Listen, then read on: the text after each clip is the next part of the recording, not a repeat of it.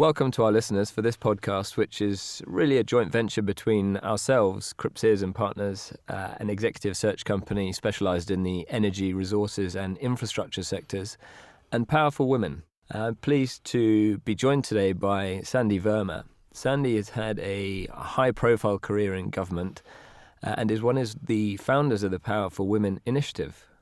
Welcome, Sandy. Thank you, Murray. One of the topics that has been discussed quite heavily is the focus on encouraging girls as they come through the education system on taking up STEM subjects.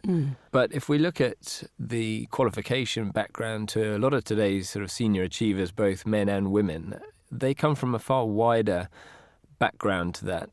Is there a bit of a preoccupation that only, for example, engineering qualified women are suitable for the energy or perhaps engineering companies? Well, I think you're right. I mean, I think the problem we have is that we recognise that we do need certain qualifications, but there are wider issues to address here. And, you know, if we look back at some of the greats that have come into industry, they've had a real diverse range of experiences that they bring to different sectors. And so I think what we need to do, of course, is to encourage many more young people, boys and girls, to look at STEM subjects as a really good way of getting some high-end, high-knowledge jobs. But at the same time, look at the wider experiences that people do bring. And, you know, politics is an example of that. I came from a business background. I went in and was a minister for energy.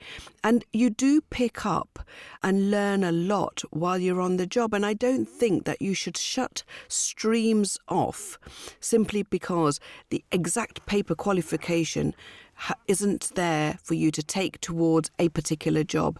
We've got to stop becoming a bit more explorative and creative on the type of people we want in our companies. Yes, and there's an argument there to say also that whatever the percentage of people who are coming out of, for example, STEM subjects or degree qualifications, that, you know, if it's attach a number of 5% or 10% to female or whatever the number might be, actually no one company is going to take all 10%. So there should be, with, you know, some effort on behalf of both company and advisor groups to be able to put forward a more diverse selection of individuals.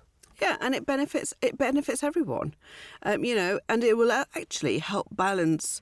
You know, we're constantly talking about work-life balances, and it will help towards shifting the way we see our roles as men and women.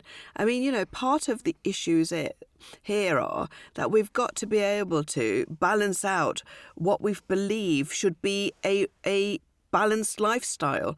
And if we're constantly going to look at women only doing a particular role of family care as well as trying to be high achievers, then of course we're never going to get the sort of push forward that we expect to see if we expect the social norms to change, where it's more accepting to see that men and women actually are shareholders, not just in the workplace, but also in their homes. Sandy, thank you very much for joining us today. Fascinating to listen to you, and thank you for taking time out of your busy schedule. Thank you very much. Thank you.